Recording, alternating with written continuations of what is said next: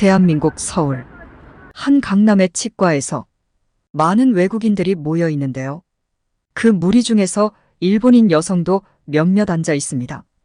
일본인 여성에게 일본 치과 의사가 화가 나서 소리를 지릅니다. 아니, 여기까지 와서 시술을 한다고? 이거 불법 아니야? 그리고 어떻게 이 가격에 시술을 한다고? 다른 직원들이 말려보지만 계속 난동을 피우는데요. 어떻게 된 사연일까요? 안녕하세요. 일본 치과 전문의 마유미입니다. 비행기가 활주로에 착륙하자 설렘과 걱정이 뒤섞인 감정이 저를 가득 채웠습니다. 한국에 대해 많은 이야기를 들었지만 대부분 제 편견이었죠. 솔직히 말하자면 일본에 있는 저희 병원이 사정이 어려워서 이젠 지푸라기라도 잡는 심정으로 한국에 온 겁니다. 친구가 한국에 아는 의사가 있다고 한번 머리라도 식힐 겸 가보라 해서 온 거긴 한데 이럴 줄은 정말 몰랐죠. 비행기가 터미널로 향하는 동안 저는 창밖을 내다보며 무엇이 저를 기다리고 있는지 살짝 엿보려고 했습니다. 인천공항은 그동안의 제 편견과 달리 경이로웠습니다. 오히려 한해다 공항보다 넓고 현대적이며 활기찬 분위기로 가득했습니다. 어디를 둘러보아도 발전과 혁신의 흔적이 보였습니다. 최첨단 응급시설부터 효율적인 출입국 절차까지 인천공항에만 도착했을 뿐이었지만 모든 것이 한국의 우수성을 입증하는 증거였습니다. 짐을 챙기고 출구로 향하는 동안 저는 경이로움을 느끼지 않을 수 없었습니다. 제가 상상했던 대한민국이 아니었기 때문입니다. 끊임없이 진화하며 가능성의 한계를 뛰어넘는 역동적인 나라였습니다. 저는 일본에 있는 병원이 왜 어려움을 겪고 있는지 배우고 이해하고자 하는 구체적인 목적을 가지고 한국에 왔습니다. 하지만 공항에서 나와 시원한 한국의 공기를 마시며 이 여정은 그 이상의 의미가 있다는 것을 깨달았습니다. 공항 밖으로 나오자마자 가장 먼저 눈에 들어온 것은 도시의 활기찬 모습이었어요. 거리는 하루를 보내는 사람들로 활기차고 웃음소리와 수다 소리가 가득했습니다. 어디를 둘러보아도 끊임없이 진화하고 있지만 전통에 깊이 뿌리를 둔 도시의 흔적을 느낄 수 있었어요. 저는 한국의 효율적인 대중교통 시스템에 대해 많이 들었기에 지하철을 타고 호텔로 가기로 했습니다. 지하철역은 공항에서 조금만 걸어가면 도착할 수 있는 가까운 거리에 있었고 지하철을 타고 이동하는 동안 주변 인프라에 감탄하지 않을 수 없었습니다. 도로는 넓고 잘 정비되어 있었고 건물은 현대적이고 세련되었으며 예상하지 못했던 거라 너무 전 당황했습니다. 지하철역에 들어서자 또 한 번 놀랐습니다. 역은 깨끗하고 조명이 밝았을 뿐만 아니라 지하철에서 본 적이 없는 편의 시설도 있었습니다. 그리고 특히 체육시설이라뇨. 어떻게 승객들이 열차를 기다리는 동안 간단한 운동을 할 수 있는 배려까지 마련해주다니. 한국이 시민의 복지에 얼마나 많은 노력을 기울이는지 알 수 있었습니다. 기차 탑승 자체는 매끄럽고 효율적이었습니다. 객차는 현대적이고 편안했으며 안내방송은 여러 언어로 되어 있어 저 같은 여행객도 쉽게 찾아갈 수 있었습니다. 창밖을 내다보니 옛것과 새것, 전통과 현대가 어우러진 도시 풍경이 스쳐 지나갔어요. 일본에서는 지저분한 경우도 많고 너무 복잡해서 현지인인 저도 헷갈릴 때가 많아서 가끔 약속에 늦어지는 경우도 생기거든요. 한국은 너무 직관적이고 편리했습니다. 호텔에 도착했을 때 저는 경이로움과 설렘으로 가득 찼습니다. 이 도시는 정말 많은 것을 제공하는 도시였고 저는 그 모든 비밀을 탐험하고 발견하고 싶었습니다. 다음 날 아침 호텔에서 풍성한 아침 식사를 한 후 저는 지하철을 타고 도시를 탐험하기로 결정했습니다. 전날 지하철을 타면서 깊은 인상을 받았기 때문에 지하철의 다양한 모습을 더 많이 보고 싶었습니다. 첫 번째 목적지는 인사동 문화지구였습니다. 역에서 나오자마자 다른 세계로 이동하는 기분이 들었습니다. 거리에는 한옥으로 알려진 한국 전통 가옥이 늘어서 있었고 장인과 공예가들이 자신의 작품을 전시하고 있었습니다. 지하철의 현대성과는 극명한 대조를 이루며 한국의 풍부한 문화유산을 상기시켜 주었습니다. 거리를 돌아다니다가 한 작은 찻집에 이끌렸습니다. 갓 우려낸 차의 향기가 공기 중으로 퍼져나갔고 저는 차를 한 잔 마시기로 결심했습니다. 찻집 안은 평온함의 안식처였어요. 벽면은 한국 전통 그림으로 장식되어 있었고 배경에는 부드러운 전통 음악이 흘러나왔습니다. 차를 마시면서 깊은 평화와 만족감을 느꼈습니다. 일본에서 마시는 차와는 다른 느낌이었어요. 분위기와 배경이 너무 좋아서 그런가 제가 좋아하는 긴자에 있는 마리아주 프레르보다 가격은 10분의 1인데 더 맛있었어요. 한국에 살았다면 정말 단골로 오고 싶었을 만한 곳이었습니다.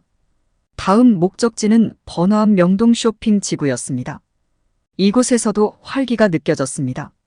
거리는 쇼핑객들로 가득했고 최신 패션 트렌드부터 한국 전통 기념품까지 모든 것을 판매하는 상점들이 있었습니다. 특히 글로벌 뷰티 허브로서 한국의 위상을 증명하는 뷰티 매장이 흥미로웠습니다. 하루가 지나면서 지하철이 단순한 교통수단 그 이상이라는 것을 깨달았습니다. 지하철은 전통과 현대, 그리고 그 사이의 모든 것을 아우르는 한국 문화의 다양한 면모를 보여주는 관문이었죠. 서울의 월스트리트라고 불리는 강남은 제 다음 여행지였습니다. 이 지역은 럭셔리, 스타일, 최신 트렌드의 대명사입니다. 치과 의사로서 저는 강남이 제공하는 아름다움의 세계를 탐험하는데 특히 관심이 많았습니다. 도착하자마자 엄청난 수의 뷰티 병원과 살롱이 눈에 띄었습니다.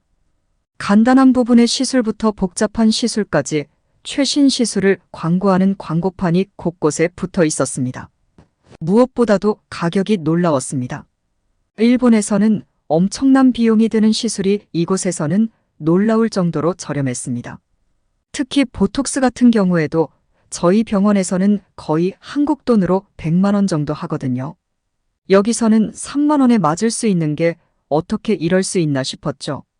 한국 시술비에 대해서 잘 모르는 일본인들은 이 가격이 믿기 힘들 것 같아요. 호기심이 발동한 저는 한국의 대형 시술병원들이 왜 그렇게 인기가 있는지 직접 확인하기 위해 대형 시술병원 중 한 곳을 방문하기로 결정했습니다. 병원은 최신식 시설을 갖춘 세련되고 현대적인 건물이었습니다. 직원들이 따뜻하게 맞아주며 투어를 시켜주겠다고 했습니다. 병원을 둘러보면서 다양한 치료 요법에 대해 소개받았는데 그중 대부분은 처음 들어보는 것들이었습니다. 자연스러운 아름다움에 중점을 둔 시술로 이목구비를 완전히 바꾸기보다는 개선하는 데 중점을 둔 시술이었습니다. 기술 역시 일본보다 몇 년 앞선 기계와 기법으로 최첨단이었어요. 말도 안 되는 가격이지만 기술력은 더 말도 안 됐어요. 하지만 가장 인상 깊었던 것은 시술에 대한 철학이었습니다.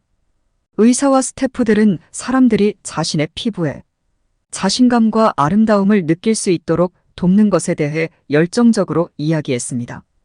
단순히 미적인 측면만이 아니라 전반적인 웰빙을 개선하는 것이 목적이었습니다. 그리고 이번 여행의 목적인 저는 친구가 소개해준 유명한 치과 의사 김 원장을 만나러 갔습니다. 그의 병원은 번잡한 거리에서 벗어나 강남의 한적한 곳에 위치해 있었습니다. 병원에 들어서는 순간 좋은 경험을 할 수 있겠다는 생각이 들었습니다. 한국의 전통적인 디자인과 현대적인 미학이 조화를 이룬 병원은 고요하고 포근한 분위기를 자아냈습니다. 김 원장은 자신의 일에 대한 진정한 열정을 가진 따뜻하고 카리스마 넘치는 사람이었습니다. 대화를 나누면서 그는 치과 치료를 위해 자신을 찾아온 전 세계 환자들의 이야기를 들려주었습니다. 그는 환자 개개인의 고유한 필요와 욕구를 이해하고 그에 맞는 맞춤형 치료의 중요성에 대해 이야기했습니다.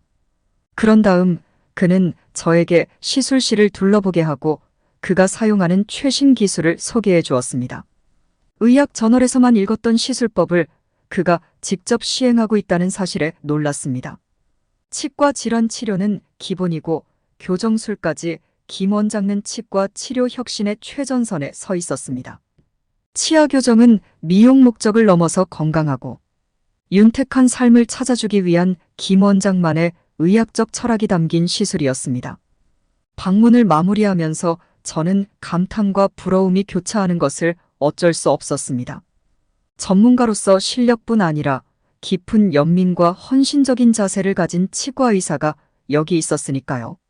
겸허한 경험이자 제가 아직 배워야 할 것이 얼마나 많은지 뼈저리게 깨닫는 시간이었습니다. 그 후 며칠 동안 서울을 더 많이 돌아다니면서 저는 한 가지 트렌드를 발견하기 시작했습니다. 쇼핑몰부터 레스토랑까지 가는 곳마다 일본어를 엿들을 수 있었습니다. 한국 문화에 대한 일본인들의 열광은 음악과 드라마를 넘어 미용 분야에도 스며든 것 같았습니다. 한국어로 한류라는 용어는 대중문화, 엔터테인먼트, 음악, 드라마, 영화 등을 수출하는 한국의 문화 경제가 전 세계적으로 인기를 끌고 있는 것을 의미합니다. 하지만 곧 알게 된 사실이지만 이 한류는 대중문화를 넘어 미용과 미학의 세계에도 큰 파장을 일으키고 있었습니다. 서울의 거리와 카페, 특히 미용실에는 일본인 방문객이 가득했습니다. 우연히 듣게 된 대화들에는 미용시술, 시술 추천, 시술 후 관리에 대한 문구와 함께 대화가 자주 오갔습니다. 주변국, 특히 일본을 비롯한 주변국, 사람들의 관심을 끄는 한류의 뷰티 요소가 상당히 인기가 많다는 걸 알게 되었습니다. 어느 날 오후 명동의 고풍스러운 카페에서 한국 전통차를 마시다가 한 무리의 일본 여성들과 대화를 나누게 되었습니다. 30대 중반의 그들은 미용 휴가를 위해 서울에 왔다고 했습니다. 호기심이 발동한 저는 더 자세히 물어보았습니다.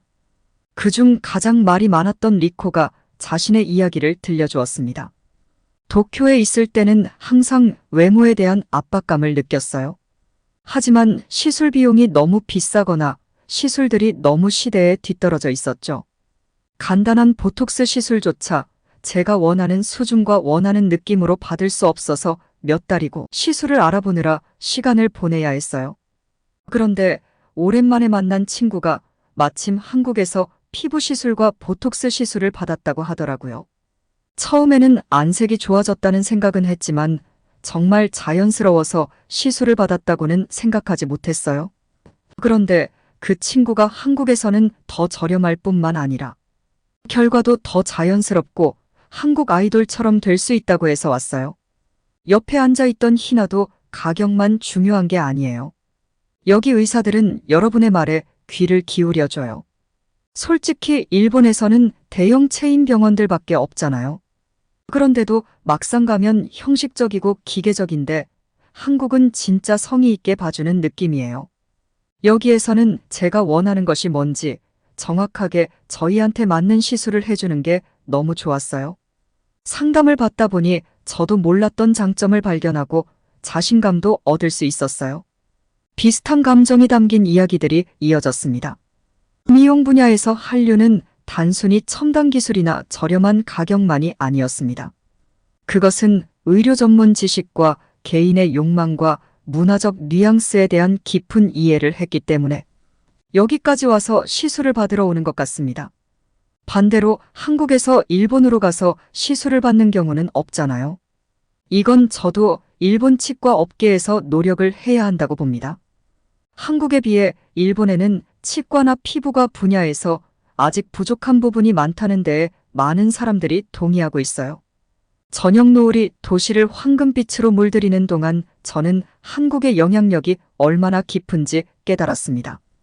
파장을 일으킨 것은 단순히 팝스타나 TV 드라마가 아니라 전통과 현대를 결합하고 경청하고 적응하며 아름다움과 자기 표현에 대한 새로운 관점을 제시하는 그들의 능력이었습니다.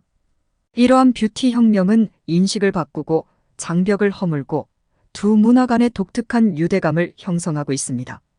한류는 단순한 트렌드가 아니라 하나의 움직임이었고 저는 그 한가운데서 그 흐름을 타고 있었습니다.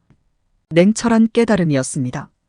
일본에 있을 때는 저의 병원은 어려움을 겪고 있었는데 여기 한국에서는 전 세계에서 환자들이 몰려들면서 병원이 번창하고 있었습니다. 한류는 단순한 문화 현상이 아니라 뷰티 혁명인 것 같았습니다. 그래서 시간이 흐른 후 한국에서 치과 공부를 하기로 결심하기로 했고, 저는 최신 시술 기법에 관한 워크숍과 세미나에 참석하기 시작했습니다. 한국의 치과 의사들은 실력뿐 아니라 지식을 공유하고 협력하는데도 저의 한계를 뛰어넘는 것에 중점을 두었습니다. 특히 한 워크숍이 눈에 띄었습니다. 한국에서 인기를 얻고 있는 치과술에 대한 새로운 기법에 관한 것이었습니다. 워크숍을 진행한 치과 의사는 얼굴 해부학을 이해하고 각 개인의 고유한 특징에 맞게 시술하는 것이 중요하다고 말했습니다.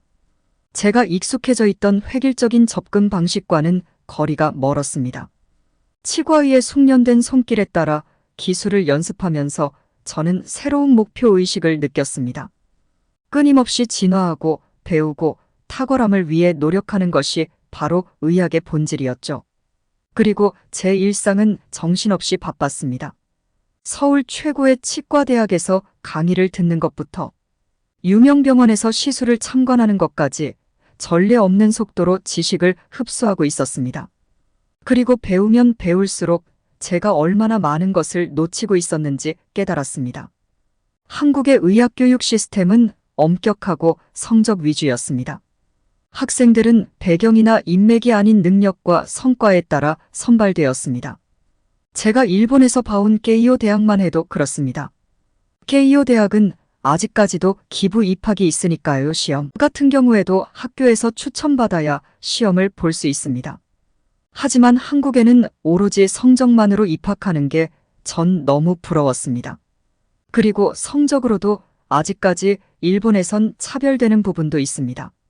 전 오래전부터 치과로 가고 싶었는데 여자들은 경쟁률이 세서 저도 합격하는 데는 너무 힘겨웠습니다.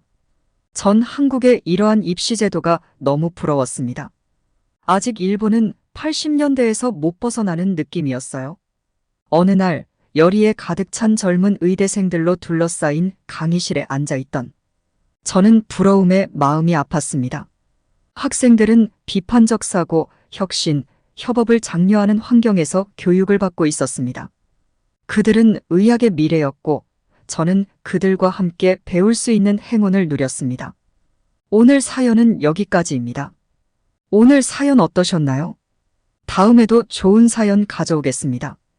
구독과 좋아요, 알람 설정 부탁드리겠습니다.